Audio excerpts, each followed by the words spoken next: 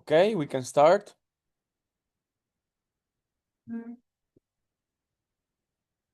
Good. So, can you remind me what you have done with Matthias last time? Yeah, with Matthias, it was just me and Luisa. We discussed the text that we wrote about freedom and thinking. Matthias shared with us some strategies about writing. We can ask questions, problematizations, and we focus on each other text. We discuss like Okay. where we can improve, stuff like this. Okay. Okay. And which strategy did you like the most, or you think is more useful in at least in the way you write, Gabriella? I think for me, the one that I remember and sticked with me was the one about always asking questions. Uh, who are you writing for? What's the subject? Can you tackle this subject from a different perspective? Always ask, and then the form is going to reveal itself. Because usually, I mean, sometimes I'm stuck with having in mind a specific form, a specific way that I want to write a text. But if I focused on just trying to answer different questions, then I don't feel stuck anymore. So that was a good strategy.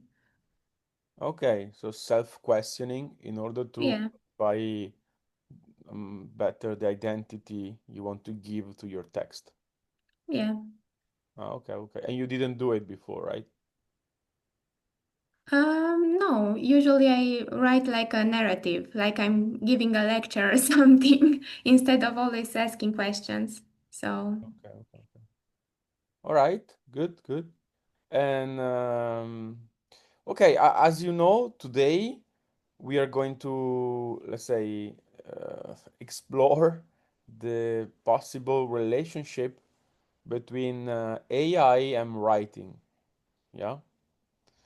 And I suggest, yes, Matthias, to give you this question to answer. I don't know if you did it. So, but even if you didn't, I can ask you straight now. I would like to start from the way you use AI. So, first, can you both of you say something about your personal relationship with AI so far, at least?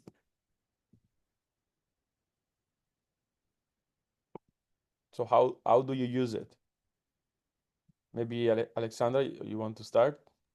Yes, usually I use it for different type of texts, and I give it a really good, in my perspective, it's a really good and long prompt, saying how do I want the text to be, what kind of text, and usually what's the message, how it should be structured, and different ideas.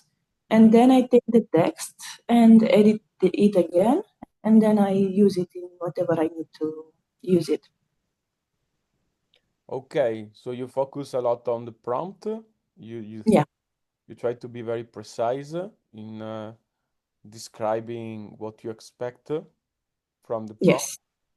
And then once the prompt provide you the text, do you keep it just like that? Do you do something on it? Do you elaborate it? What do you do? Or you ask a Usually and text maybe? I get really frustrated because it's not good. So I just edit it a lot, delete a lot of things, and then change different words because uh, usually it's not the right meaning or not the right word for it. So I change it. Okay, so instead to make a new request with a different prompt, you basically elaborate the text in the way you expected, right? After I have maybe 7 responses. So usually it's like a dance with me with the AI. it's like a dance. I try to make it as I don't know how to say it. I try to do it as good as I can, the prompt. Then I have maybe 7 attempts. And after that, I say, okay, I like this. And then I'm just going to change it myself in what I like. Okay. So you ask for different, let's say, examples of text, and then you pick that one you think is better for what you wanted, and then you elaborate it. Yes. Yes. Okay. But usually at 7 attempts, I just say that I'm going to do it myself. Okay, okay. And are you happy with this way of writing by using AI, or there is something you? Lately, no. I was happy with it, but now I'm just not happy, and I said I'm going to do it myself. But sometimes I use it for structure. So Okay, to get structure and to write a text by starting from that structure, you mean? a larger, Yeah. yes, a larger text, and that be with my PhD, what I'm doing. So I'm writing a prompt, and then I'm just using the type of arranging the ideas, or I just give it the text, my text, and I'm trying to say it in a way that it can order my text. So to make a structure in a way. Okay, okay, good, interesting, yes. So now you tend to do more by yourself. Yes. Yeah. So natural intelligence is better than artificial one now. Okay. Okay, Gabriella, what's yours?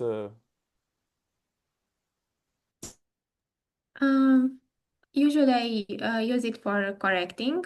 That's my most used strategy. I write something and I ask to grammatically correct it. Other than that, I ask him to, or rather it, I ask it to just for an opinion. I'm curious what he gives me because sometimes he's pointing that I lack some structure. Sometimes he's saying that I should the rhythm is not correct. I used to work with it as Alexandra described, Hmm? but then I realized I was overwhelmed with the forms. He was rewriting my how I write. He was basically how Alexandra put it, change my the meaning of my phrases or change the idea behind the text. And then I was overwhelmed with the different ghost of my original text, and I was overwhelmed and gave up the curating process. So I no longer use it that way. But yeah. No, I mostly use it for corrections. And a good strategy for me at least is to ask the origin of an idea. I have an idea and I know it's not original. I heard it somewhere before and I ask to point in the direction or, yeah, the origin of the idea that I'm writing about. Okay, and because that helps you to develop it by knowing who spoke about it before. Yeah, then I can go and explore more about the subject. Ah, okay, okay. You use like on a Google basically. Yeah, yeah, more like a Google or like a friend. When I feel stuck, even I ask for encouragements, like, do you think it's good to not stress my friend? And he was like, of course he's lying because he's programmed to lie. And he helps me morally too. Okay, it's an artificial friend. Yes. Okay. And all right. And are you happy with the way you use it or no? Yes, I enjoy him just yeah, just like that. It's fine, yeah. Okay. But now, before I propose you some ideas about AI and writing, and we raise some issues, I would like to um make you think the main problem you encounter in using AI. Maybe you said already something about that, but I would like you conceptualize this problem with one word. So think about you just share now the way you use it. And I would like you to mention the main problem with the one or two words you have by using AI. Can be technical problem, it can be a moral problem, it can be any problem.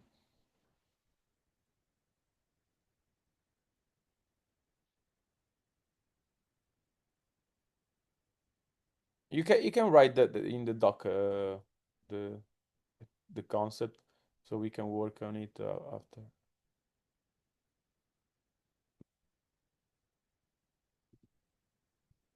I put the link here.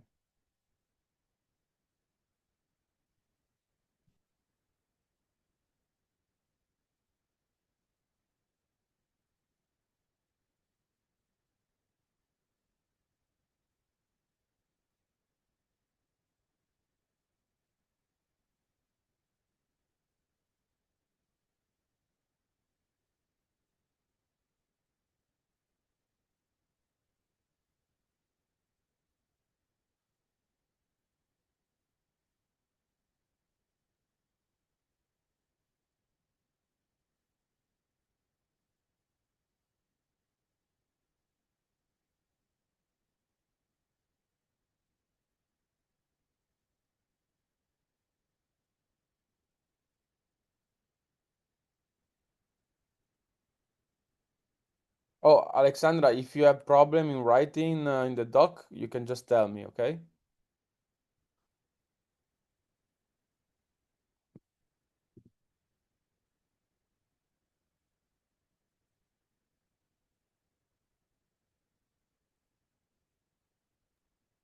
I cannot find the link. I put in the chat. Here. Oh, here. Okay. I was on my laptop. I found it. Sorry.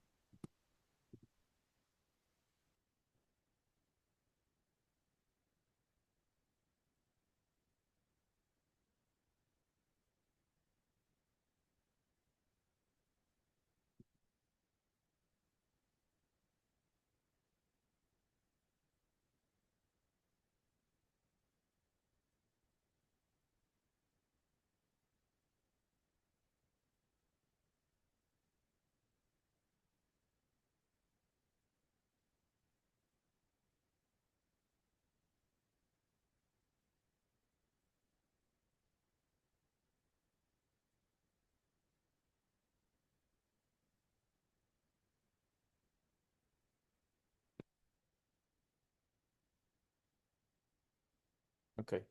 Have you done, Gabriella?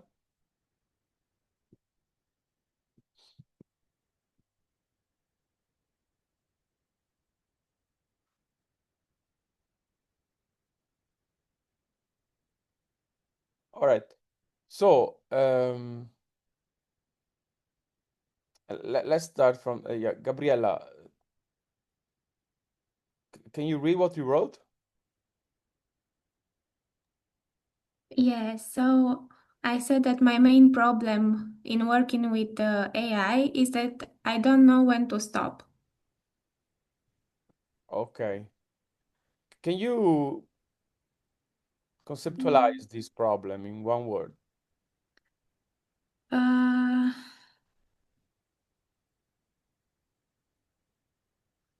Maybe laziness, Explain why laziness. or no, I have a better one. Complacency, or I, the English word I'm missing the to be Complexity.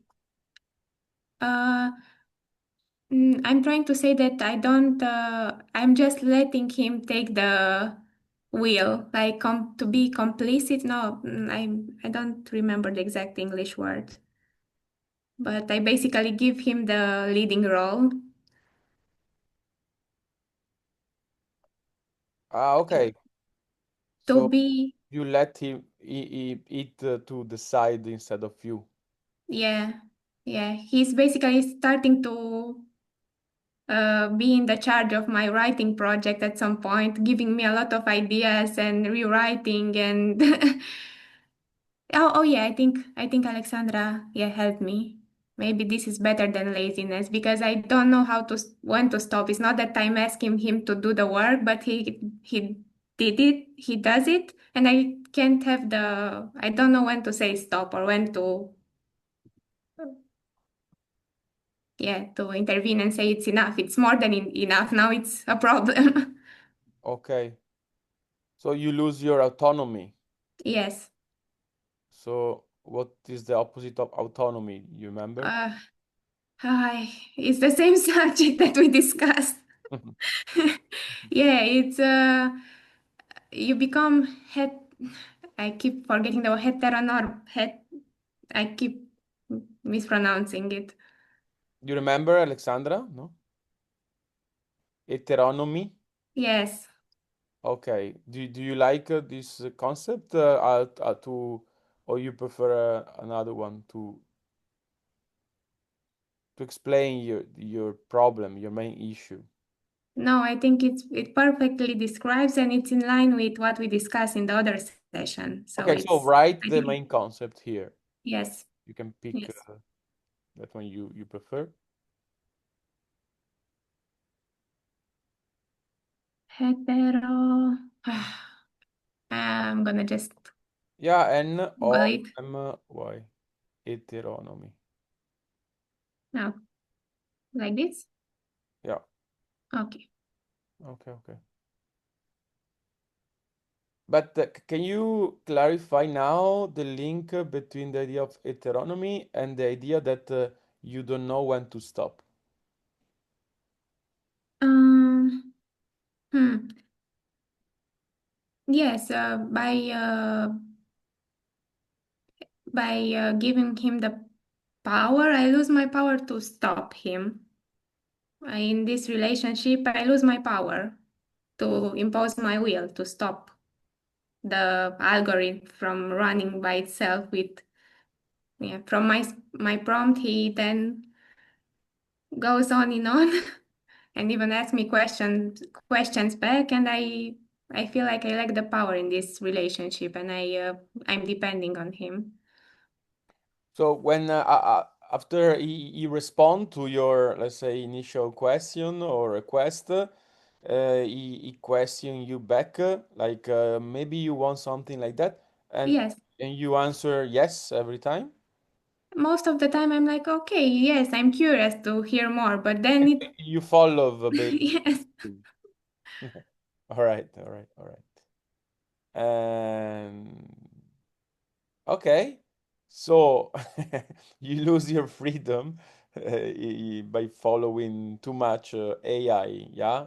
You you have hard time to make your own path in this conversation, elaboration of text, and you just follow basically. Yeah, you become a follower of AI, Yes, yes. and that's why this is a problem for you.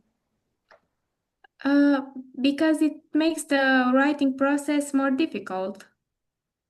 Because it gives me a lot of information or a lot of variations, and I'm having then a hard time to focus, to decide what I want to go to write in my text.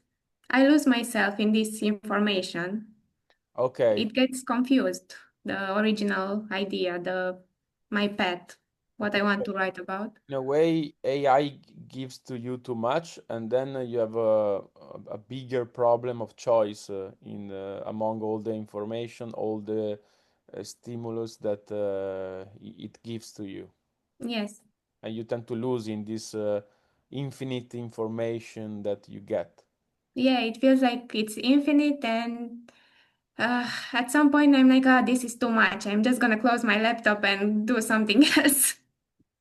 Yeah, yeah, and that's why you have hard time to stop because uh, you tend to be captured from this infinite of direction, possibilities, information. Yeah. Yes, yes. I'm always like, oh, maybe, yeah, he has another idea that I should listen to, or maybe this is better. And I keep letting him, I keep saying, yes, yes, give me another way to say this, or give me another idea. Yeah. Okay.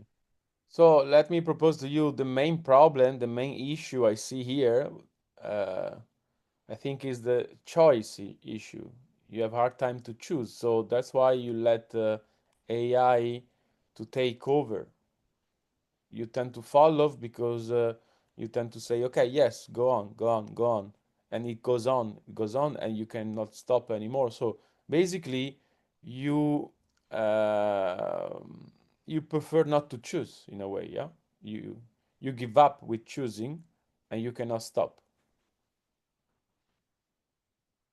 It makes sense? Yeah. No, yeah. Yeah. Yeah. Makes sense. Yes. Okay. By the way, I saw the same. I think you made the two performative examples of this problem of choosing just before when you were writing and speaking. Did you notice? Oh no, Gabriela. Yes, I changed my concept. That was the performative confirmation that I gave you in my speech. Yeah. And in writing, I start writing something and then I deleted it and write something else. Yeah, you did that many times. So you remember? You erase, Yes, you write, you erase, you write, you erase, you write, you erase. Yeah. So yes. the way you, why do you keep erasing and then writing again? Do you know why? Yes, I usually have a very confused way of speaking. I know this about myself. I don't express myself in a clear manner. Uh, and in writing, it's easier to catch on that, and I try to correct it before putting out. That's why initially I write as I'm thinking, and then I realize it's confused, and then I try to make it more clear. Okay. So it's fear to be not clear enough, fear of unclarity that keep you rewrite by looking the best, the clear way to say it. Yes. Okay. But do you see that this could be also a reason why you keep uh, confuse the interlocutor by changing all the time or choosing every time a different concept? Yes, I think I do this also when I speak. I start saying something and then in the middle I change and try to reformulate it or speak about something else, and Uh-huh. it's confusing. So you like self-sabotage. Yes, I think so, yes. Yeah, okay, okay, okay. Okay, but do you think this is a your problem or AI problem? No, that's my problem. Okay, so in the relationship with AI, you see the reflection of your own problem, basically, that you have, Yes. let's say, in your existence and in even in other fields of your life.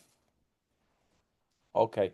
So let's see, Alexandra, do you have something to suggest to Gabriella in order to deal with this problem of heteronomy or the problem of not knowing how to stop herself, how to, let's say, choose? Do you have any suggestion to give to her? Maybe you can use it just as a tool, not like a friend, as you said, and not giving it a lot to comment or do with your text and whatever you put it there. Just to be a tool to correct it in a way that it's not emotional for you. So it's just like a resource and you just use it in that way.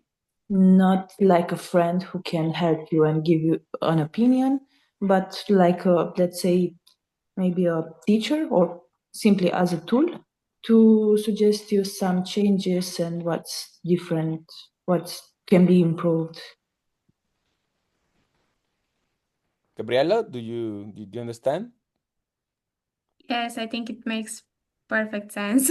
But it's gonna be hard because I'm already treating him like a friend. But it's true that you tend to project in AI this emotional friendship, let's say. Yes. Ah, okay. Yeah, And, I know it's not healthy and I know I shouldn't do it. It's just an algorithm. I'm not delusional thinking that he knows me or something. But yeah, I project on him, yes. on it. That's why before you mention the concept of overwhelmed, that's why you're overwhelmed, right?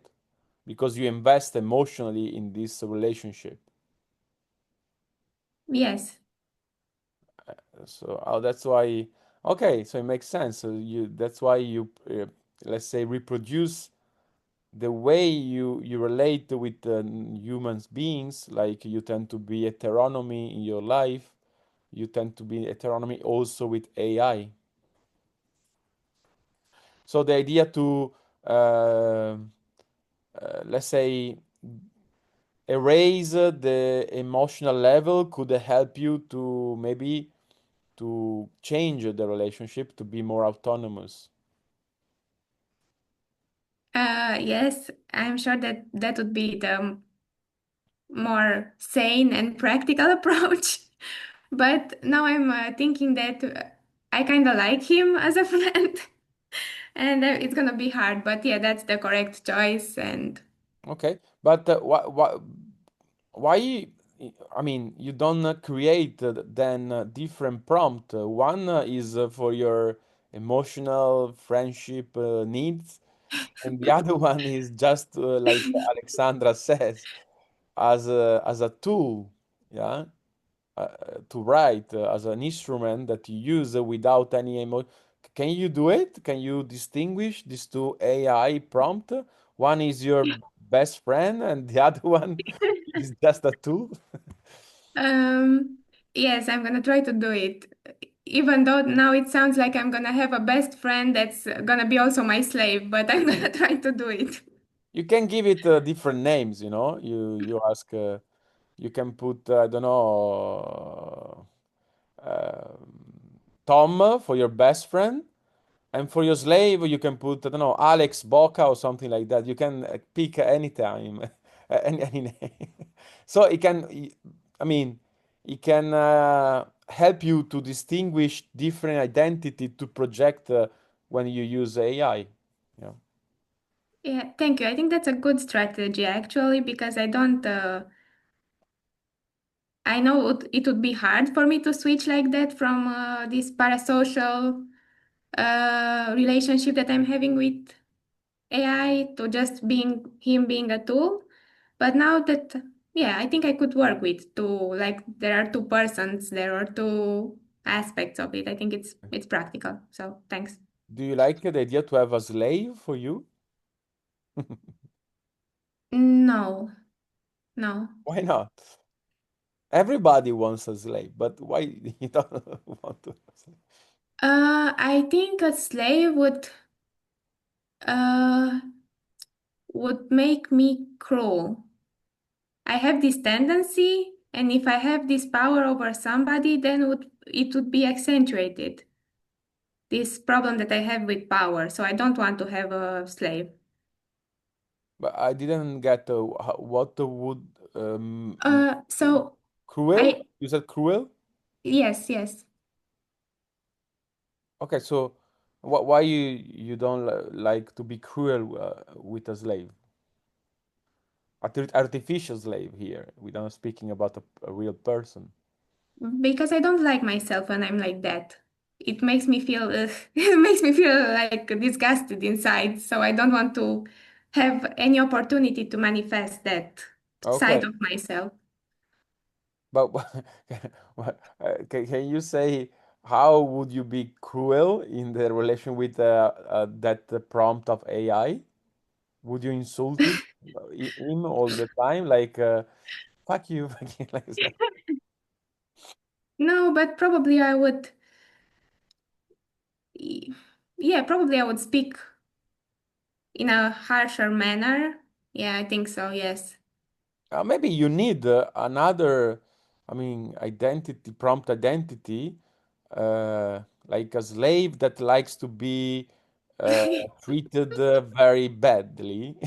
Like a masochist slave. Yes, masochist AI prompt slave. And so you can cultivate your cruelty, and maybe it's a way to stop repress it. Because in a way, you know, usually when you repress your sadistic side, you become more masochistic. So in a way, you Hmm. direct to yourself that cruelty. Are you cruel with yourself? Oh, yes, it's a personal hobby, a personal Okay. pastime, yes. So you see the benefit to be cruel with a slave, a AI slave, that you reduce the cruelty you direct to yourself. Yeah, makes sense. If you put it like that, this makes sense. I never thought about the relationship between sadism and masochism in the same person, Okay, so okay. I makes mean, sense. there are people that they like to be cruel with themselves. Do you know what's the benefit when a person is cruel with himself or herself? Uh, no, the only thing that comes in mind is some kind of reinforcement of belief. Like you believe you're a bad person and you punish yourself from it. But I don't see in terms of benefits, no. Okay. Alexander, can you suggest something that can explain what's the benefit in be cruel with oneself? Because if someone keeps doing it, I guess there is a reason. I think that person gets something out of it. What can a person gets out from being cruel and harsh with herself, you think? Maybe to be tougher and have this kind of outside layer that can be useful like a shield. Because if you're tough with yourself, you get uh,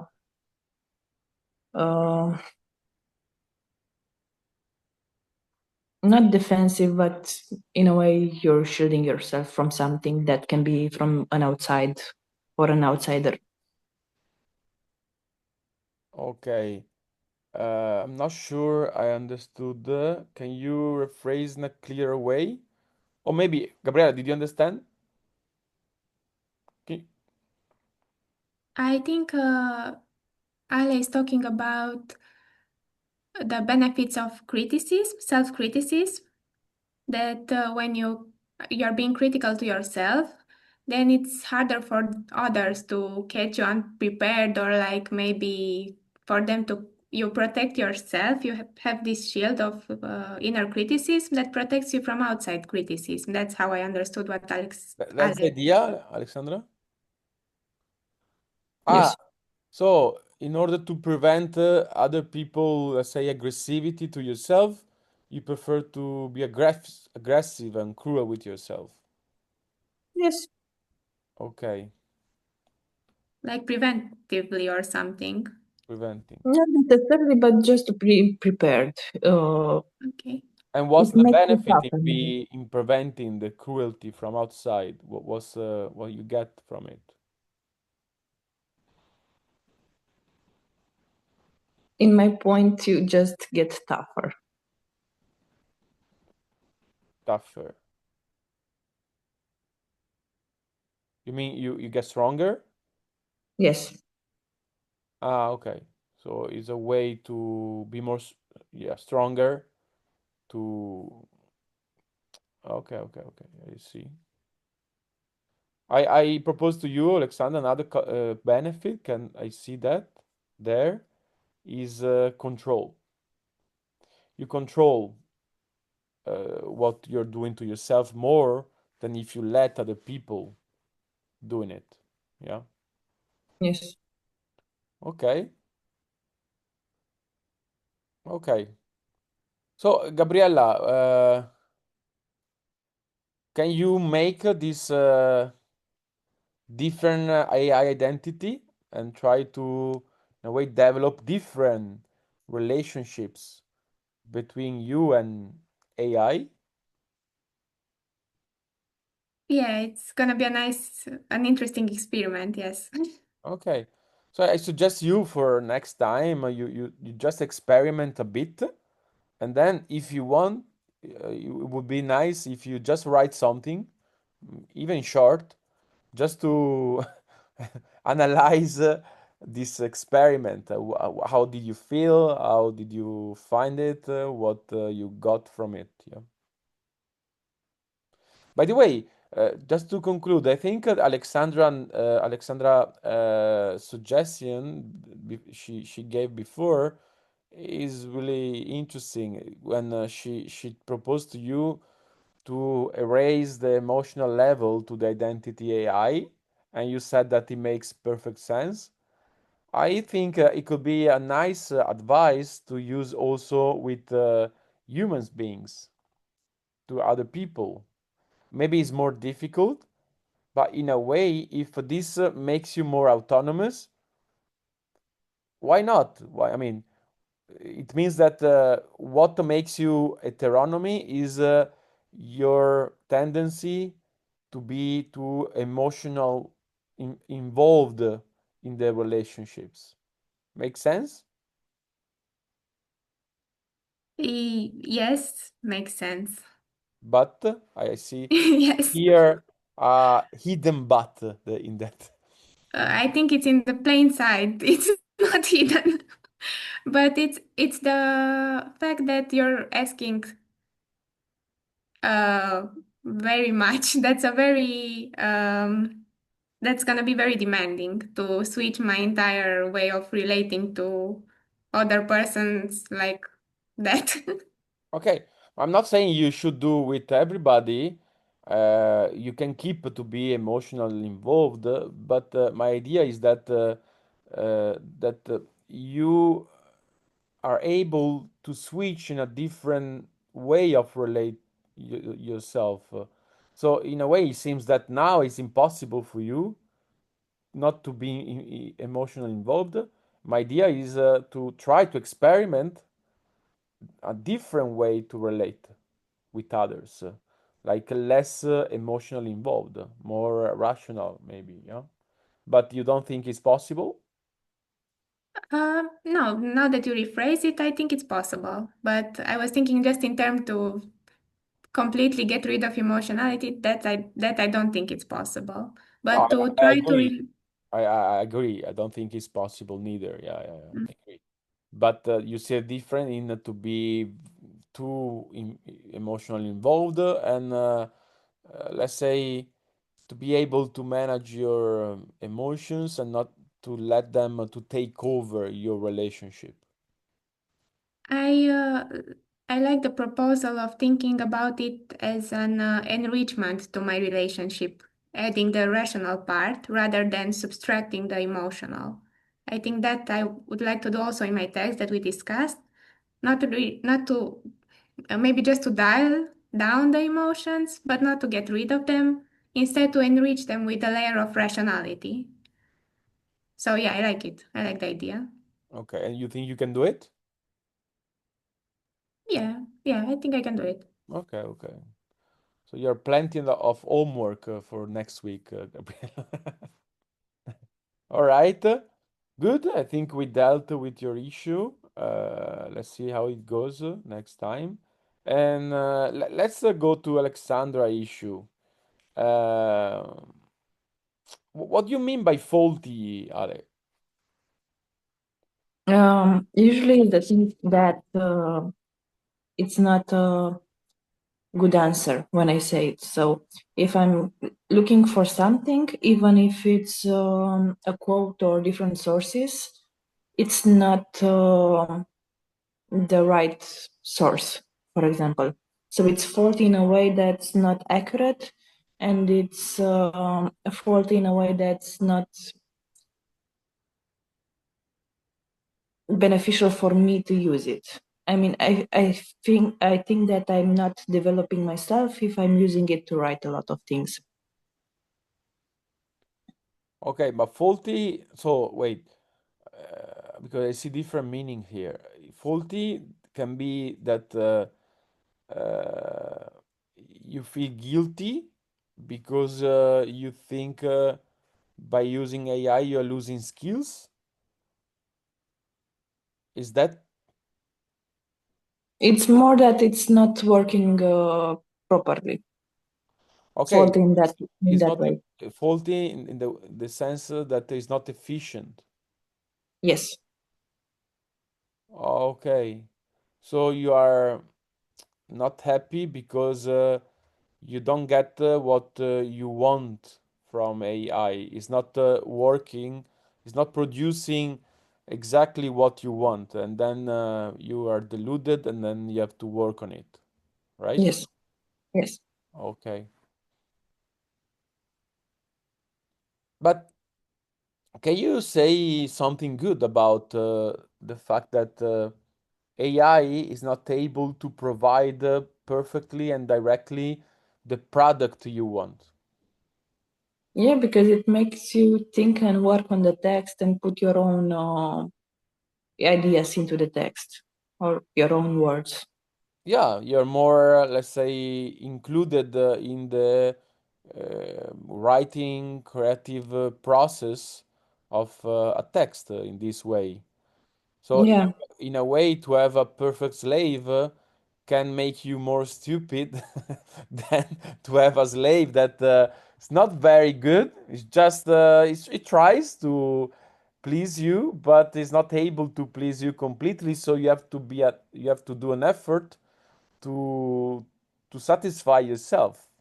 Do you see the benefit in this elaboration that have to do in order to get what you want? Yeah. It makes you more patient and also more aware of the mistakes. Okay, but apparently you're not like Gabriella here. You would like to have a perfect slave, yeah? Yeah, you don't feel guilty to have a perfect slave like Gabriella? No. Absolutely not. Okay. So, okay. If it's not human, I'm not guilty. I'm not feeling Okay. guilty. It's because he's not human. Yeah, yeah. All right. Anyway, you know that, by the way, at least by using, I noticed that, I think you notice as well, that AI makes mistakes.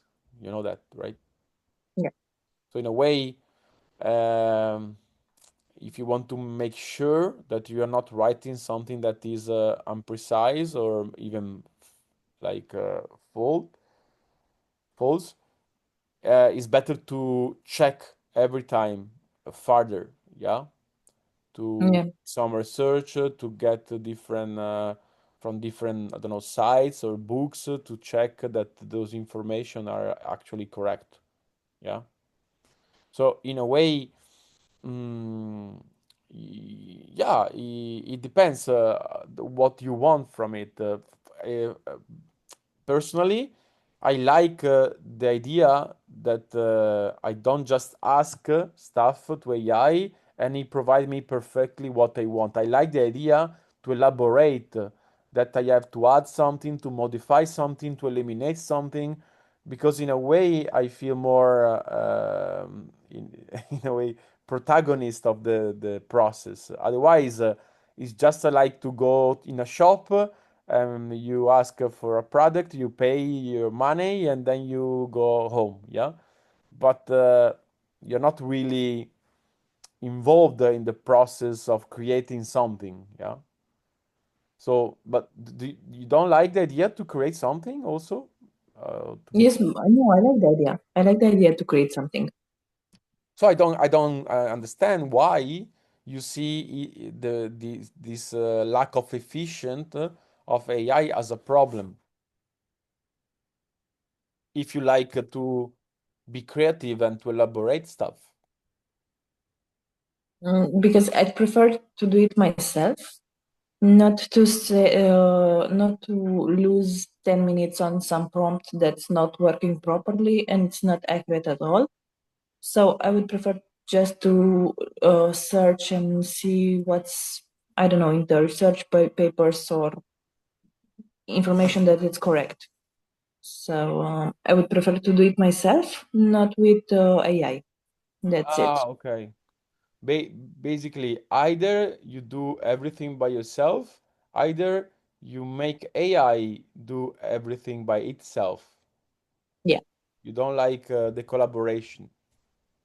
No. Are you It's like a slave. It's not my partner in crimes. okay? Do you tend to be individualistic a bit? Just a bit. Okay, but you see what? It could be a nice experiment for you to try to uh, train your collaboration skills. So in a way, it's a teamwork. Okay, it's not a human team, but it still is a team. I mean, you're human AI now, but you can make a team that you work together. It could be for you an occasion to train it. Since you tend to be just a bit individualistic, you could be a bit less. Yes. So it's still a problem, the efficiency, the lack of efficiency, or you think you can accept or even to see it as an occasion to improve in some thing about yourself? I see it like an occasion and also can help me with my passion on AI. But for me, what's annoying is that I cannot save the information and the collaboration. So the next time when I will use it, it will be the same process of working together. That's not efficient for me. Okay, I didn't understand. Can you rephrase? So if I'm working with AI on a text, let's say, and we make a team and everything's working good, at the end, I cannot save the interaction. So the next time when I'm going to use the AI, it will be the same interaction. I have to do it again, all the process of the teamwork. Okay, but uh, you're speaking like if a teamwork is just annoying for you. So the idea here I'm proposing to you is that you start to enjoying more the teamwork. So the idea that you have to do it again, if you like to do it or if you start liking it, it shouldn't be a problem. But you are speaking like if for you have a teamwork, have a collaboration is really heavy, right?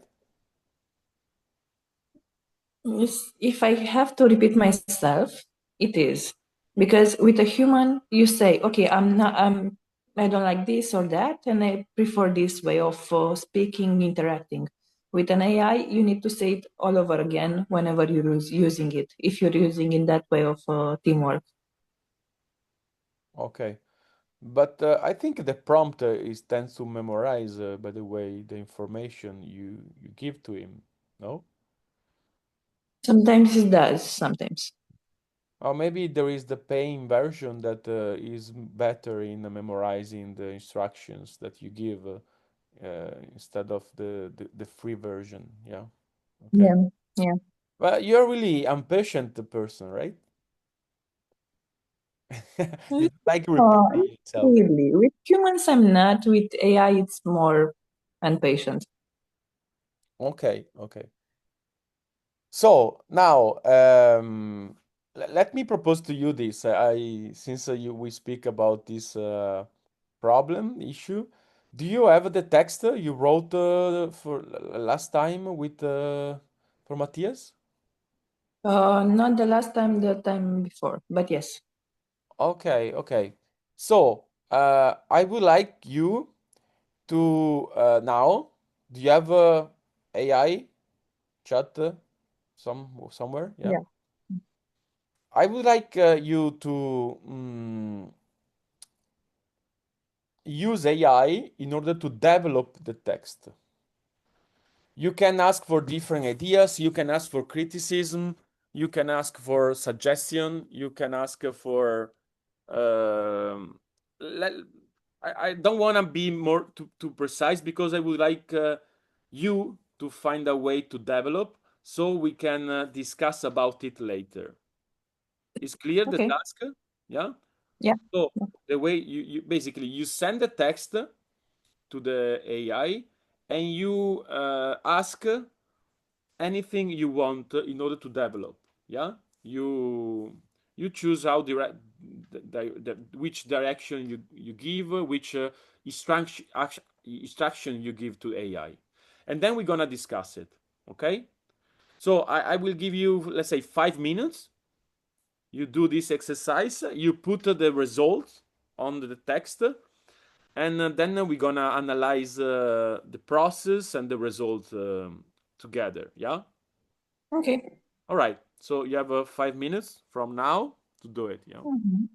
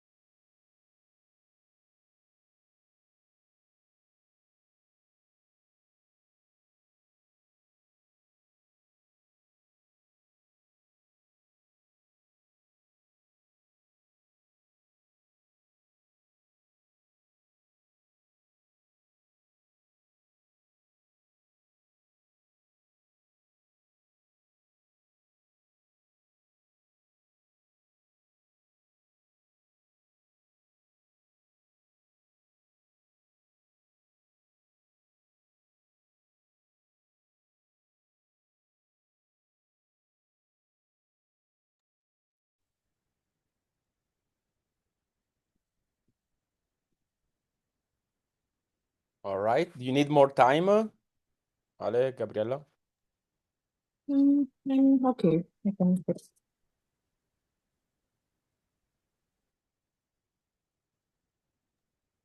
I think I'm done. All right. So Gabriella, what did you ask to AI? To your nice slave? Yeah, so I asked my friend that's also a slave.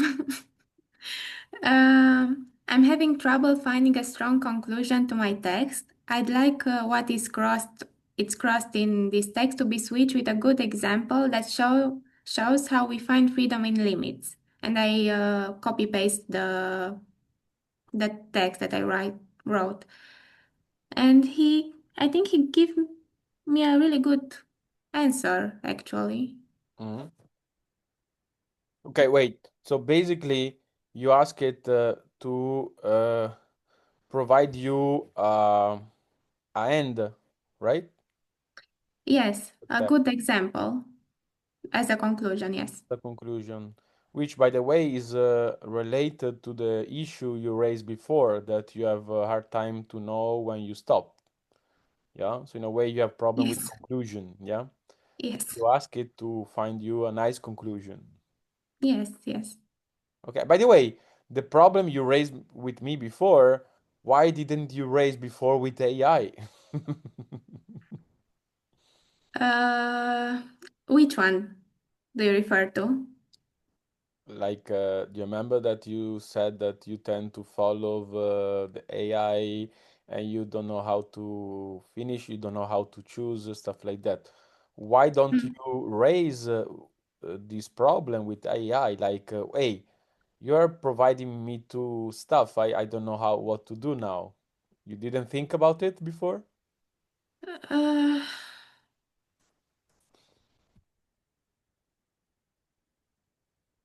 I think I really treat him as a friend, and I didn't want to burden him with my problems. I don't know. It's crazy. I don't know. Okay, okay. You're treating AI like if he had emotions, you know? Yes. You know that AI doesn't have emotion. No, I'm sure it has a soul and it's gonna go to heaven. Okay, okay. So Alexandra No. is right. You should t take off this emotional level, yeah, from AI. Maybe Yeah. one day, each family is going to have a robot slave that makes all the practical stuff. But you would have some problem to ask this robot slave to do it, and you would be the slave of your robot. Uh, no. I think I think it's just that I'm no, I think it's just a marketing scheme that I fell into. This idea of keep using the AI, and I see myself as a victim of advertising, basically, not like if it would be a robot that was not programmed to interact with you like a human. It was not designed in that way, then I would have no problem to. But Okay. now I'm just gullible and I'm doing what the programmers want and I'm treating him as a friend and I keep coming back to interact with him. So I'm aware that I'm doing this, but I'm having a hard Ah, time to yeah. override this. But yeah, now you are speaking like if the robot that I was speaking about is just a robot without any emotional interaction. But I'm imagining that maybe in the future technology can provide a really nice robot that it seems like like a real human. So in that case, you would have problems. Yes, basically, I don't think it's ethical to program a robot to behave like a human because we had examples that a teenager killed himself because he was treating AI as a friend. It was in the news. So I think it's unethical for AI to be programmed to talk to you like a friend because people are gullible in this sense. We like form fake relationship with celebrities, and I think it's should not be legal basically. Okay. Plus, you have the same problem with AI. Yeah. Yeah, like I know that I should restrain myself, but if I just go with the flow, I'm gonna treat him like a friend. Yeah, yeah, understand. Yes. Okay. And but you said that you like the answer that AI provide to your request, right? Yes. Why did you like it? What's good about it? I think he did the job that I asked him to do. Not fully, not completely. I see the faulty aspect that Ale mentioned, but he gave me good examples. I like the example of a bird flying because a bird flight depending on air resistance. It's a way to find freedom in limits. I also like the second answer. So yeah, he gave me good examples. Okay. So you see, you can use AI to deal with your problem of say choosing and to put a limit of your text. Yeah. So in a Yeah, way, if you're not able to stop yourself or you don't know how to stop, you could ask, "Hey AI, could you stop this conversation at one point because I'm not able, or can you limit yourself in providing me different stuff, different." I was thinking that maybe I should ask ChatGPT, hey, can you act like a jerk? Then I'm gonna have no problem treating him cruelty in a cruel manner. So, Ah, okay. but I don't think he can do that. I think he has a limit to be nice and polite. I think you can ask to be less nice for sure. Mm. I don't know if you can ask to be just like a piece of shit. Okay, okay. Uh, let me ask you. I'm curious. So, do you have the same with humans? I mean, when a person is a bit an asshole with you, do you have less problem to be cruel with this person? Yes, then I have no problem being cruel. Ah, okay, okay, okay. So now I see how you, let's say, express your cruelty with humans. You need to have bad persons or person that behave badly with you in order to legitimate yourself to be bad back, to be cruel back, right? Yeah, but as you said, legitimately, it's a slippery slope because it can be just my perception, and then I'm cruel for no reason. Yeah, but that how you works with people, right? Yeah, it's just I'm in not my saying he's right. yeah, I'm saying it's the way you relate with people. that's the process. Yes. Yeah, yeah. You're a real Christian, Gabriela. You know that? Yes, I know. I was Christian for a lot, most of my life. Yeah, Yes. yeah. It's typical Christian way to behave. Yeah. So in a way, you want to be a center, but at the same time, with people that are bad with you, you can turn as to be really revengeful and really, yeah, really bad. There is a devil side inside every saint, you know? Yeah, it makes sense with self-imposed cruelty and the Christian paradigm, but now I'm thinking about the Christian teaching about turning the other side, the other cheek, or I don't know how to translate it in English, and You don't do it. it doesn't make sense anymore.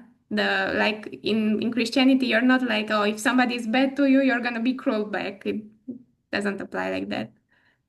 It's just if I'm being in the position of God that I'm punishing the sinners. But as a Christian, I'm not supposed to do that. Yes, you're right.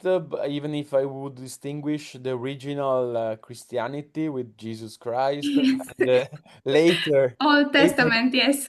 if you see different, like if you take crusades, it's not Mm, real Christian, but are made by Christian. Popes were encourage people to take the sword and to go to kill Islam people in yes. Jerusalem. Yeah. Yeah, I'm much more related to the Orthodox Christianity that's about rituals and cruelty than the Protestant version that's just talking and no action. Yes, yes, but even Catholic, I would say, Catholic, Yes. Middle Ages, let's say, more than you're a Middle Ages Christian, Romanian Christian. Okay, good, good. Nice to know. So I will pay attention in the future to do something bad to you because I don't wanna you to be cruel with me. Okay. Now I see why you are so revengeful with Alex because Alex can take you out your worst side because he can provoke or he can be harsh somehow, right? Yes. So you should be thankful to him because he's letting you to express your cruelty through him. So he's a real friend. In a way, I agree. Yeah, yeah, yeah. Okay. All right. So, Ale, what have you request to AI? First, which text did you, what was about your text? It was about an artwork it Okay. was something that I wrote for my PhD. All right. Um, Salcedo? Mm, yes. okay. Okay. All Yeah. right. And so, what did you request to AI? What? So I have a text that I wrote in English and I need you to develop it. Based on this text, I need you to give me a critical feedback on what can be improved and what can I add in an academic manner. And it gave me, I think, 5 leads. And I just said, okay, implement them all because they all sound good in a way. Okay. So he gave me a really long text, and after that, I said that it should be compressed and not to be repeated, repetitive. I Repetitive. don't know how to say that. Okay. And are you satisfied with the result, final result? I did not fact check it, so I'm not sure. But I Oh, like the okay. version because it gave me bibliography. So I also have the bibliography and I will use it to just see what's there because Okay. sounds interesting. Yeah. I have 12 books in this. All right. So normally you wouldn't treat this as a result, but just as a starting point of further research, and that will help you to know more, and then you will rewrite again. I guess, right? Yes, yes.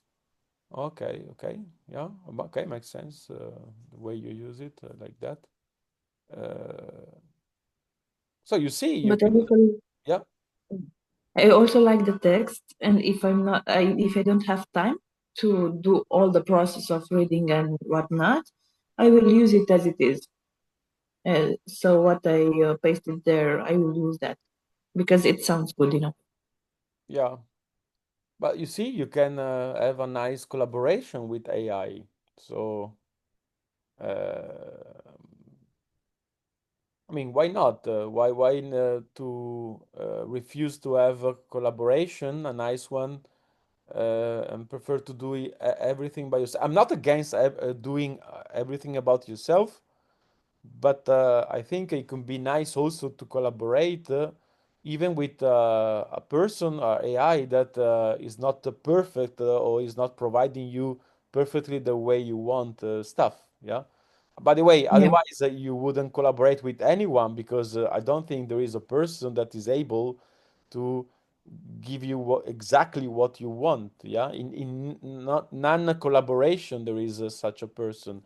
Every collaboration implies, the capacity to adapt to the other, to dialogue, to make some compromise, and uh, otherwise you just remain by yourself and you do stuff by yourself.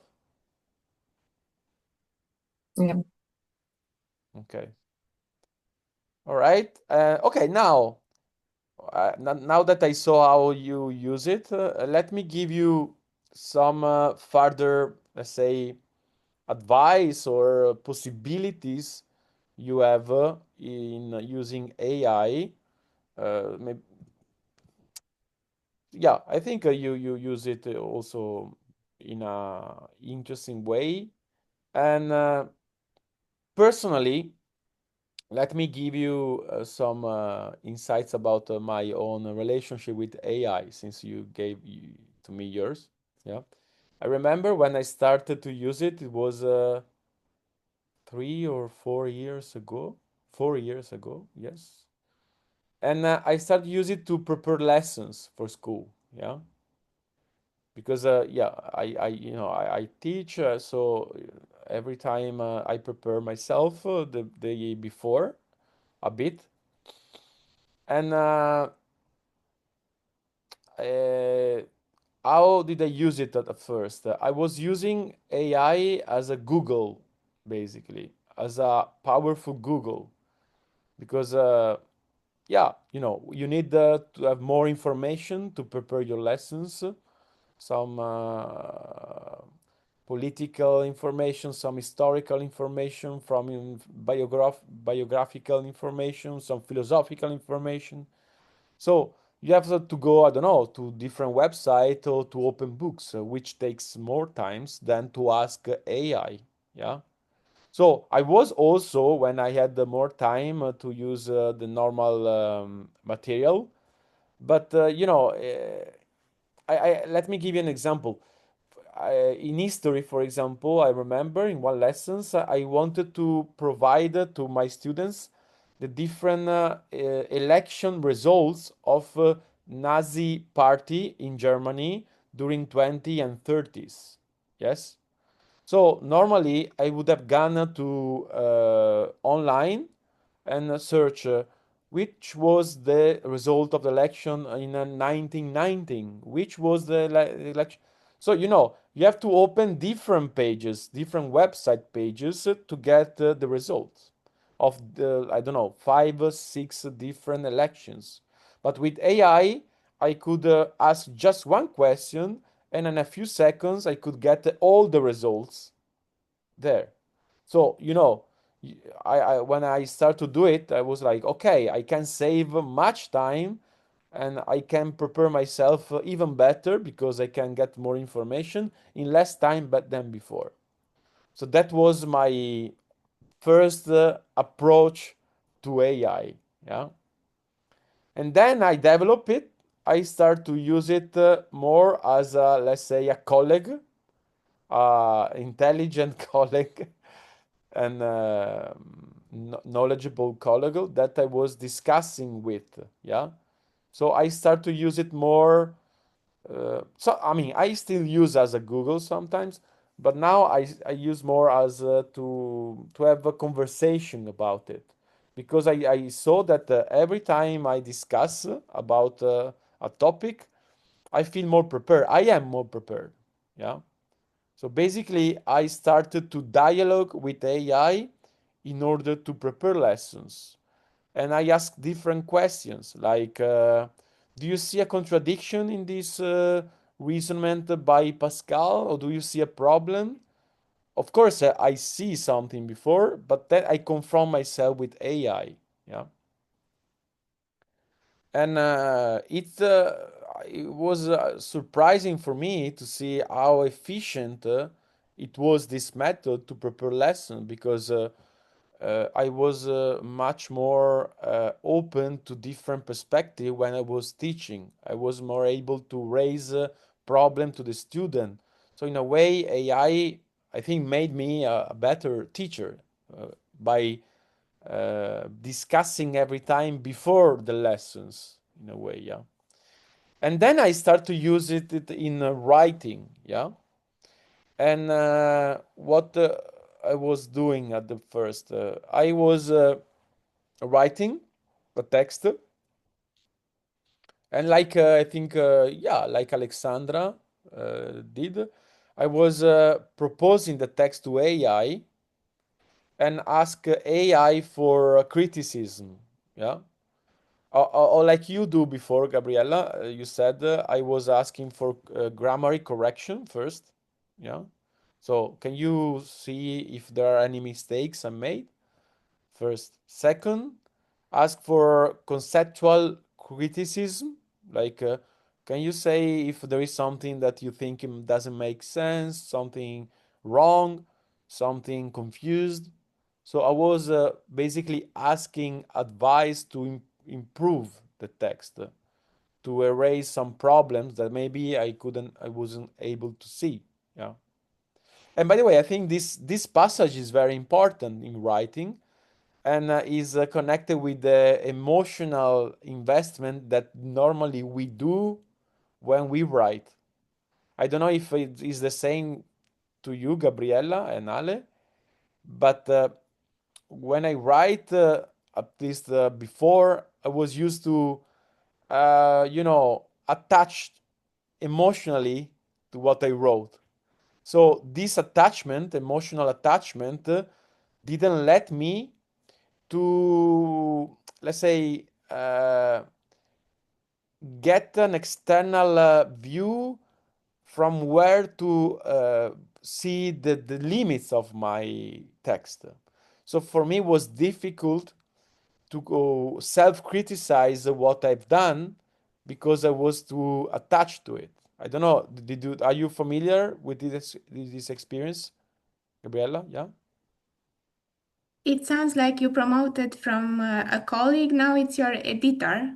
You're discussing your text with it, and he gives you the outside perspective and how you Yes, can prepare your text. you're right. So in a way, that's the point I wanted to make. That at first it was a powerful Google. Yeah. Second was an intelligent colleagues. Yeah. Mhm. And third was yes, it was kind of editor, or a kind of mm, let's say colleagues that is supposed to just criticize what they've done. Yeah. Usually we don't have these colleagues, yeah, or we don't like it.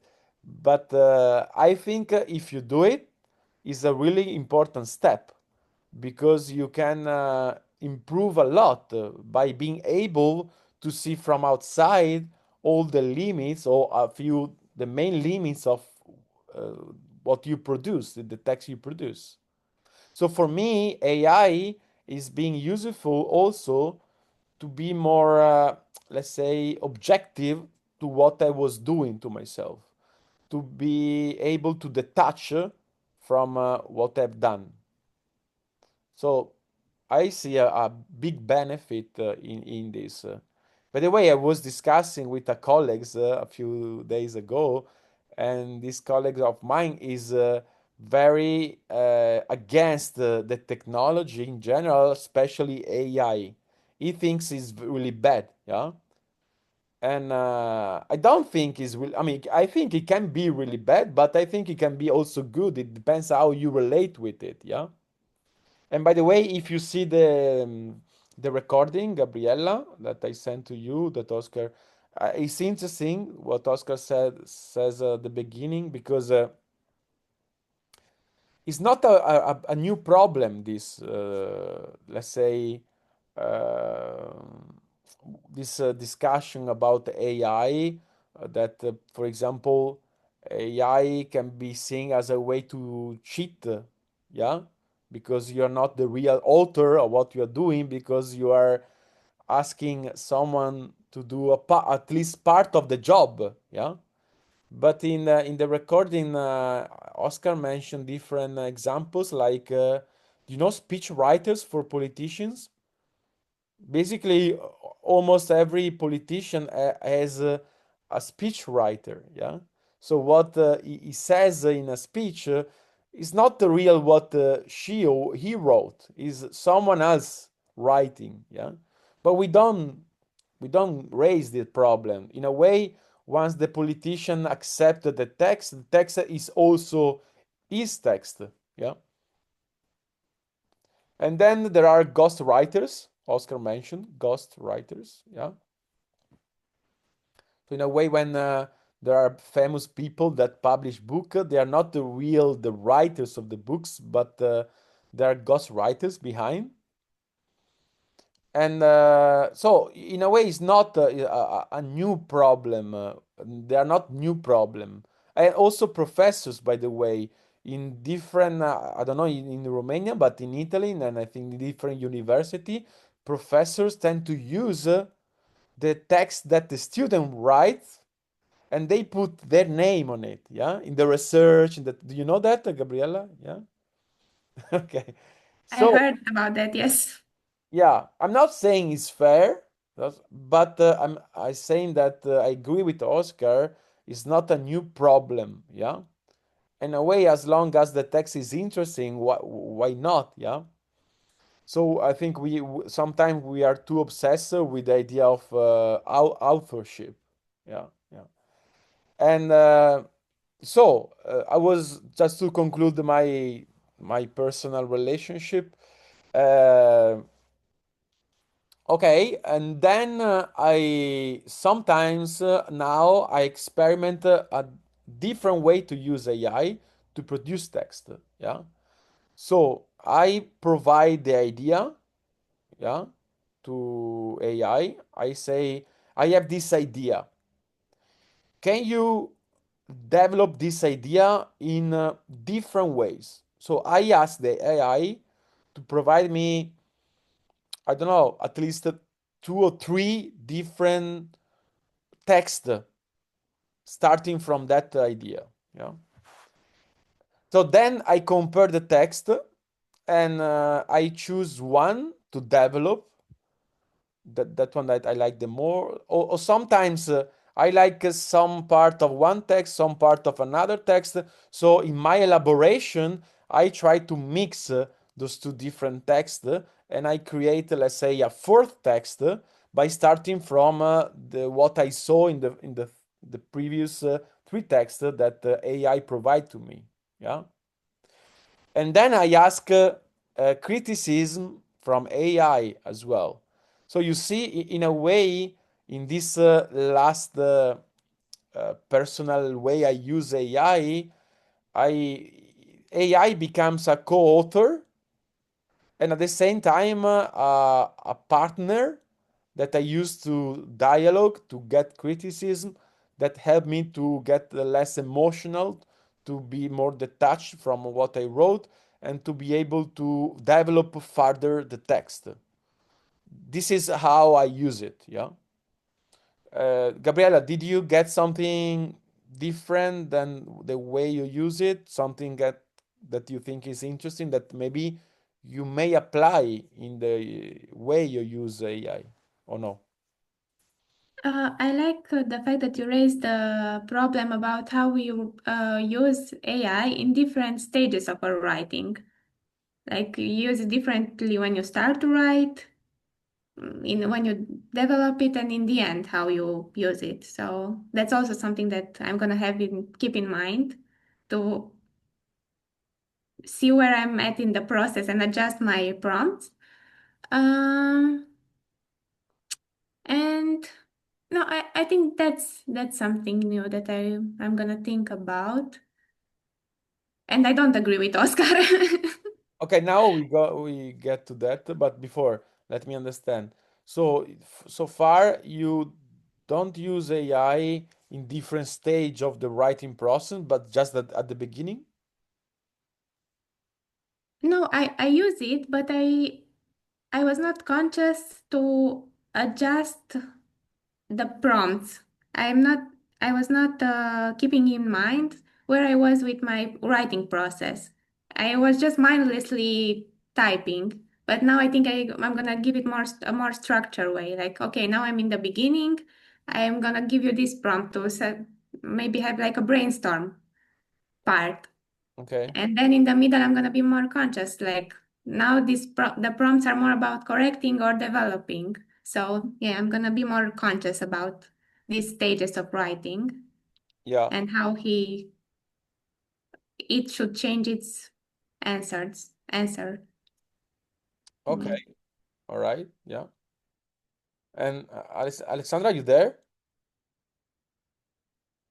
Yes. Did you follow with the? Mhm. Yeah. Did you get something interesting or something that maybe you think you could apply to the way you use AI for writing text from what I said before? Yes, this idea of telling it, I have this idea, make me three version of a text, and then you develop it on what you like.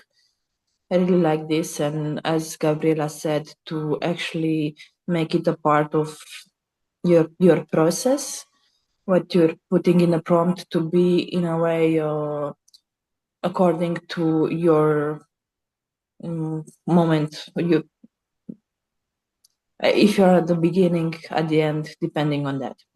But I also liked what you said about AI being a coder, which I don't like. So Of in course, my you don't PhD, like, of course, yeah, in my PhD, I'm trying not to use AI anymore because I don't like this idea to to be share. a coder in something that it's that important. You don't like the idea to share the authorship of your text. Yeah, no, I don't like it. Okay. You're possessive, right? You want the text be yours. That, Yes, I want the full credit at the end. If it's good, to be only my credit. If it's bad, to be only my mistake. yeah. Let me tell you something about this. That by the way, Oscar mentioned. I knew already because I teach philosophy that in the ancient times there were many authors that they wrote text. Let's say they like Plato so much. They read Plato a lot, and sometimes they wrote some dialogue like Plato. Yeah. And in order to make the text famous, they didn't write their own name to that text, to that work, but they was faking to be Plato or Aristotle or other, or like Pythagoras or other philosophers. So in a way, they didn't give a shit to get popular or to give to get famous because they wrote the text. They wanted the text to be famous, which is different, yeah. But you want Yeah, the recognition that you are the real only author of your text, right? yeah, Okay. But do you see the benefit to, let's say, give less importance to the idea of authorship? yeah. What is it? Uh, just to, in a way, give it life like they did. So you're not the one that's publishing. Your idea gets published. It's not something that you, I don't know how to say it. It's more your idea, not yourself, that gets published in a way or whatever.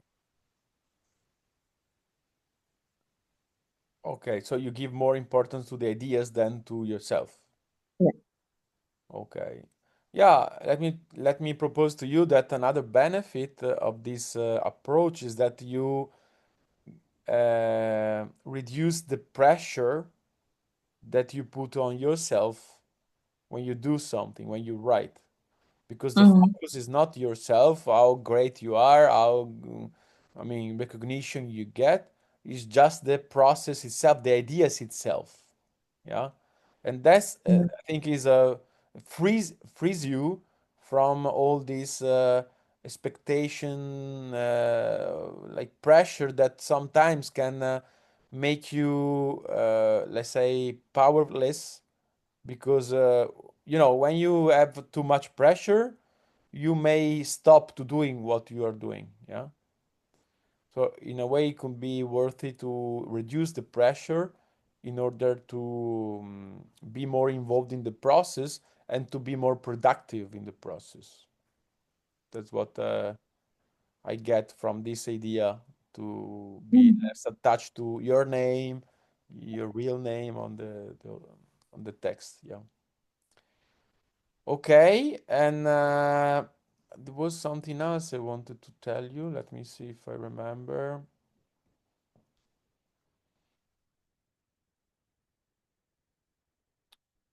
Uh,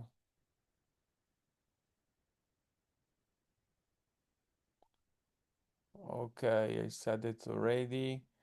Yeah, I think what is useful, I said it already, but is to have, let's say, when you propose an idea and you want to develop, yeah, you can ask to develop it in through different angles. Yeah. So in a way, it's not just to develop an idea, but is to search a different path to explore, starting from one idea. And you can give that to the AI to say, can you create a link between this idea and that idea in this way? Yeah. So in this case, I think plus one, you are active because you're not just yeah, you are requesting stuff, but you know the direction you want to explore. But of course, to do it, Gabriella, you have to be the one that drive the conversation, not just one that follow the conversation. Yeah. So if you just answer the question at the end of the proposal of AI, you tend to follow his own path. But you can do the opposite. You can say, okay, can you develop this idea in that direction? And in order to do it, you need to know what is more important for you, what you want to have from that conversation. So you have to have a clear idea in the direction you want to explore. And of course, you have to choose to do it, because each idea can be developed in many different ways. But you are the referee, you are the one that decide which path to follow. Yeah. But yeah, in order to do it, you have to use it AI more as a real instrument that as a friend. Otherwise, maybe you project your emotion and you have the problem you mentioned before. Yeah. All right. And let me ask you, do you ask for quotes? Do you ask AI to have quotes or no? Not much? Not anymore because it failed.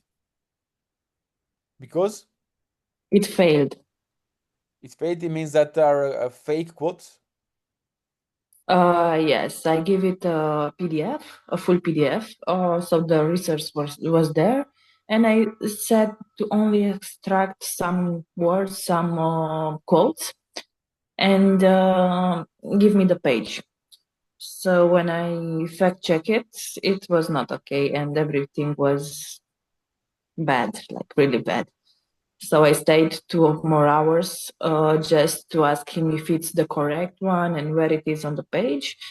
And at some point, I said, okay, where is this quote on the page? And he said, this is not a quote. This is a rephrased paragraph. So I don't do it anymore because of this. Yeah, yeah, yeah. Yeah, it's true. In a way, AI, at least Chat GPT, from what I saw, is not giving usually correct quotes. It's more giving reformulation. Yeah. So basically, maybe is respecting the general ideas, but is not really precise in replicate the quotes.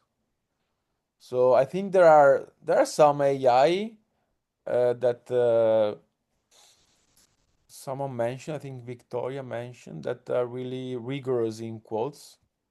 Let me see if I wrote somewhere, but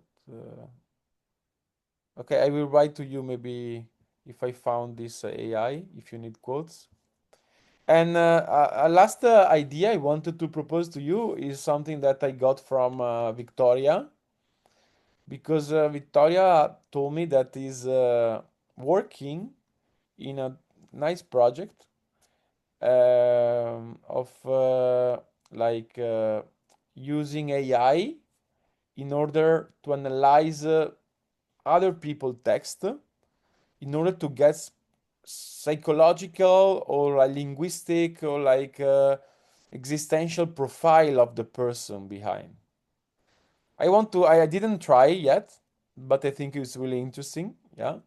You know the work we do, for example, with presupposition, that we analyze a presupposition. I don't know, are you familiar, Alexandra, with the presupposition? A bit, I think. You know that in a way, by analyzing a question or a statement that by a person, we can find many different presuppositions, and we can use this presupposition to, in a way, to see the worldview of the person, the way he thinks. So in a way, is a way to profile the person. It is very, very useful for companies when they research a specific type of people, to use this competency to select the right person for that specific role. Yeah. And by the way, it's not by chance that Oscar, I think, is been working to select people for companies in France. Yeah. Did you know that? No? Yeah, yeah, okay. So I didn't use it, so I cannot guarantee the result. I cannot say because I don't have any experience about it. But I was speaking and chatting with Victoria about this, and she told me it's really interesting and it's really efficient. So basically, what you do, you provide a text to AI, and you ask you need to be precise. Yeah, you have to ask what kind of analysis you want from that text. For example, you can ask I don't know, can you tell me the, I don't know, existential main issue you think this person has by reading, by analyzing this text, or whatever. Yeah, it's just an example. You can ask anything. I think I will try it. I suggest if you are interested like me to experiment. I don't know what you think about this use, because I'm interested personally, but I never tried. What do you think, Gabriella? Uh, I think it's a good use of AI because even when you go to a psychotherapist, he still has some biases. And with the AI, okay, there are some biases, but you can be more aware of the biases in the algorithm rather than in a human bias. So you can be more precise with in which way he analyzes your answers. So yeah, I would use AI for that to find presupposition and like the paradigm that the client operates from. Yeah, I think it's a good. Yeah, I want to try it also on myself. I Mm. want to provide a text that I write, and I want to ask a kind of analysis to AI, and to see what it can spot about me. Yeah. So you can both use for yourself or for other people. Yeah. Or I don't know, if you're suspicious with a person, I think you can you can ask AI to profile it.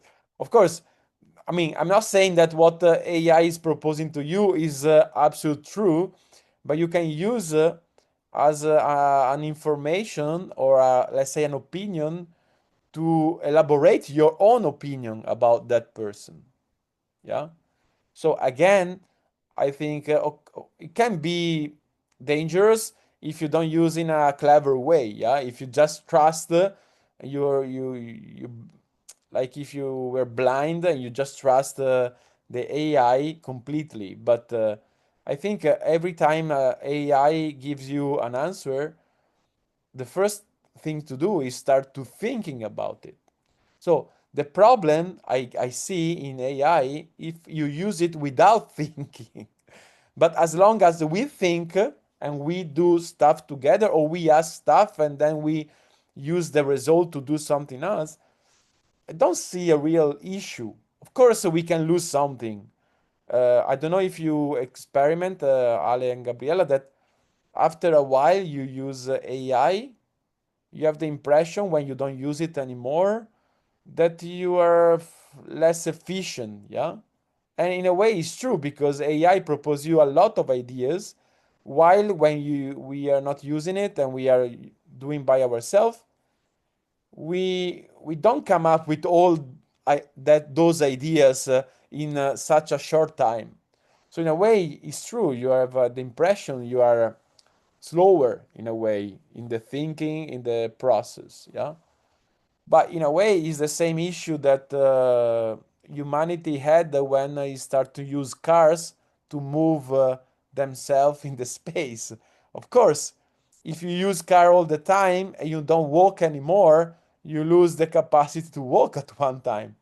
But then it depends how much you use it and how you use it, because you can keep running, for example, even if you have a car.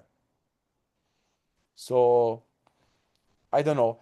Uh, do you see which biggest problem you see in AI, not for yourself now, but in general? Because here in Italy, especially at school, is a big topic and a big discussion, and usually most of the teachers are against it. So I want to check with you if what you think about it, uh, based on your personal experience, but based also on the people experience that you know.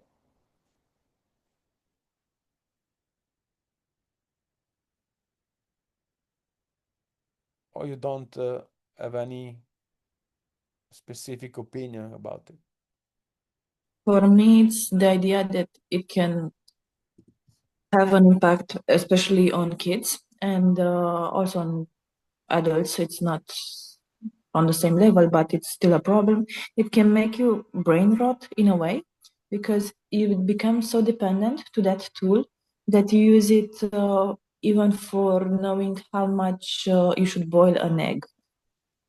So that's a problem for me because you're using it too much and you become dependent. So you don't think for yourself, you don't do anything for yourself, you're only checking that. But after you use ChatGPT for a thing, like a Google, let's say, you're not fact checking what it says. So if you say, I don't know, let's maybe politics or things like that, what's happening in a country or what or something like that, and you're using that for information, you're not fact checking. So you don't go to the newspaper, you don't go to the news, and you only think that's the truth, and that's a problem Okay. because as we saw, it can have mistakes in text and everything. So in a way, if you don't work on research on the results that the AI provide to you, your thinking skills could be replaced from it. Yeah. Okay, I agree, but again, the problem is the lack of thinking, the lack of let's say elaboration that you don't do it. You don't do. Yeah. But were you there when in Timisoara this person? Do you remember the couple that came there to speak about AI and the consequence of? Remember that they told us that in a way, if you it depends how you use AI. If you use to replace what you should do, you lose even like your in a bit your brain skills. Yeah. Yeah, yeah, But if you're active, if you interact, if you discuss, you don't lose it. yeah, Maybe I don't know, maybe a bit, but it's not a real risk and not to be replace your thinking skills if you keep thinking together with AI. So yes, I agree. That's why many students now they in a way they are losing the skills of thinking because they don't do homework anymore because they ask AI to do it instead of them. So that's why I don't give homework anymore. But I'm thinking which new kind of homework to give to students. Like in a way, Oscar suggests me to include AI in the homework. So in a way, for example, I can ask to make a research, and of course they are going to use AI. So I can do, I can ask them first to make a research with AI, and then and to like take a picture or to copy the research, and then I can ask to, I don't know, do something about it, to elaborate something. So in a way, if you include AI, you could reduce the risk that the students are just passive in the homework. Of course, they can use AI also to do the second and third task. So I'm still thinking about it. It's not easy. But in a way, if you discuss in class, if you, for example, okay, let's say that you ask a student to make a research and he's going to use AI. Okay, but then if you spend, I don't know, half an hour to discuss about the research in classroom, in a way you are pushing the student to elaborate through the discussion with you the research he has to AI to do. So in a way, I think it's a way to reduce the risk to be just passive in the research. But okay, is I see there is problem in a way. In a way, I think we have to accept that every technology we have, new technology, we can lose. We lose something. We lose something. But at the same time, we can get something out of it. It's not just a win-win situation. It's not just a lose situation. Yeah. So it depends how much and how you use it. And you, Gabriella, what do you think is the main issue in general in humanity using every day more AI? Uh, I don't think I agree with Oscar in a sense that it's nothing inherently new about the information or about authorship. I just think we're not keeping up with it. We don't train enough for thinking abilities to keep up with the improvement of technology. I'm thinking how the press was a revolution in terms of information, and then the internet and so on. Now is the AI, and yeah, yeah, I think it's yeah. I don't know. I'm gonna think about it. It's just I feel like we're not prepared to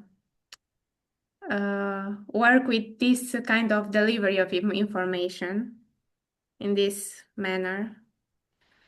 Yeah. Anyway.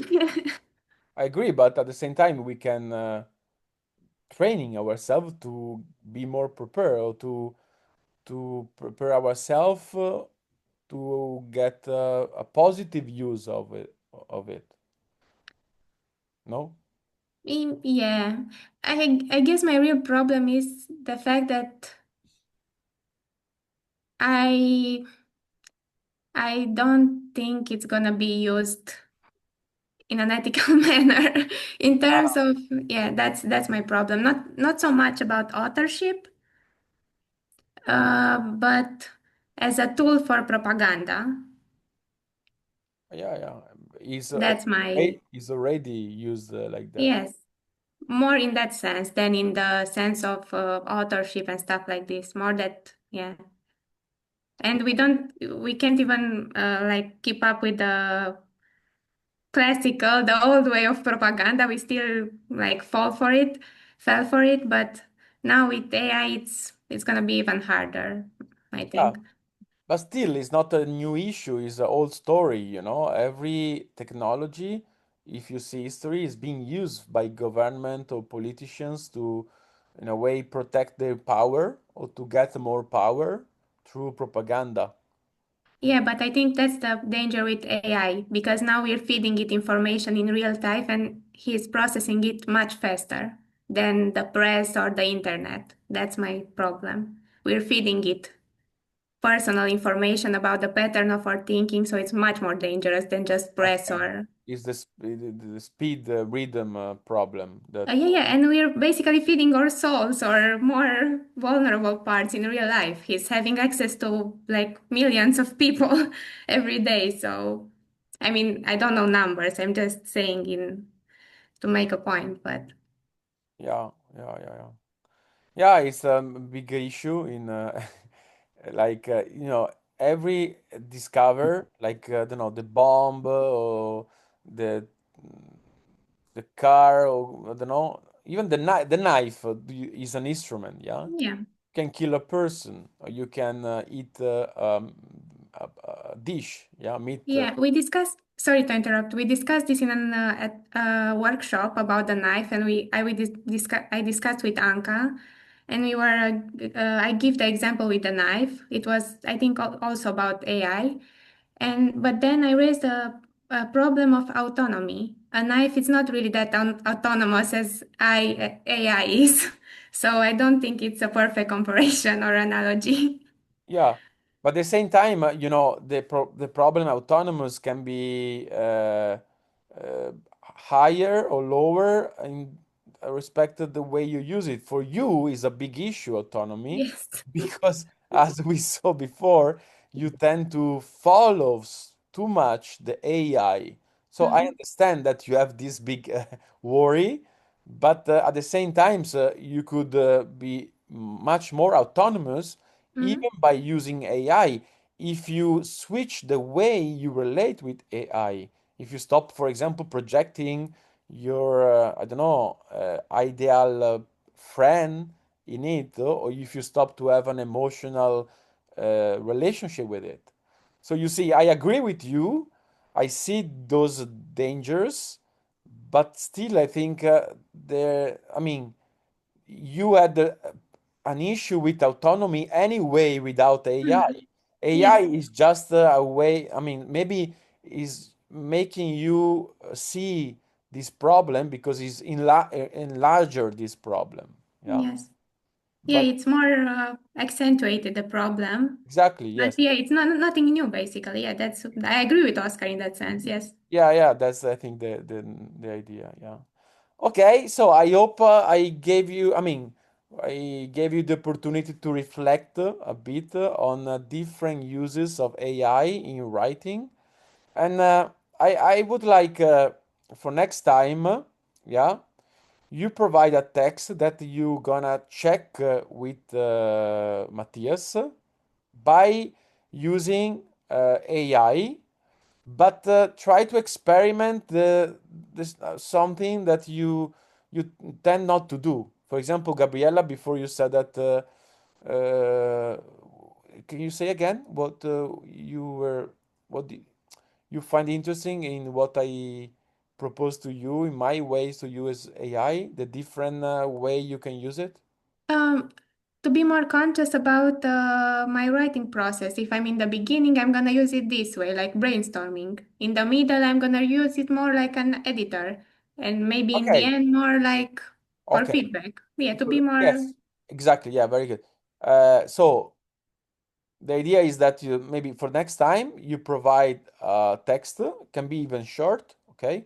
But you could distinguish the different step and the different use in those step with to AI, yeah?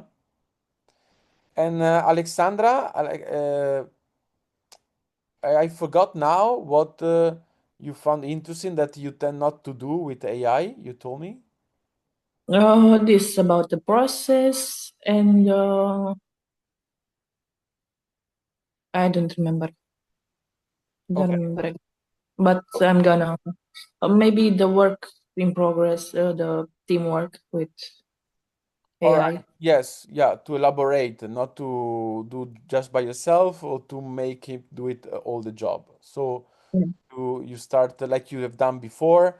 You maybe you ask that an idea, you elaborate it, and then you ask for criticism. So you do maybe 2, 3 steps like that, and then you share the result in the doc, and you're gonna analyze it with Matthias next time. All right. Okay. Okay. Nice. Was interesting.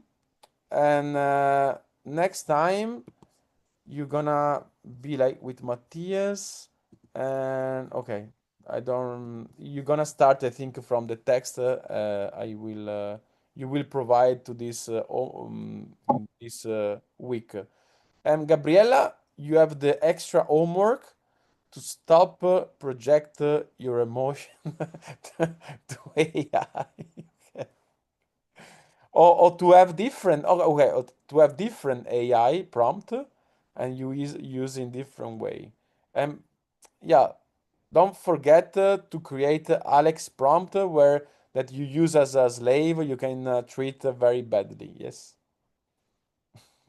Alex would be happy to know that you stop to be angry at him and you start to be angry at the Alex prompt AI. Yeah. Yes, I think so. I just wanted to add, and I don't know if Alan knows about this or use AI in this way.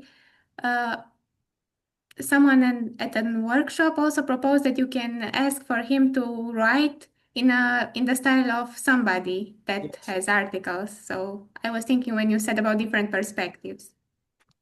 Yeah, it's true. And by the way, last thing, uh, I prepare lesson by doing it. So sometimes I ask AI, can you answer like if you were Plato?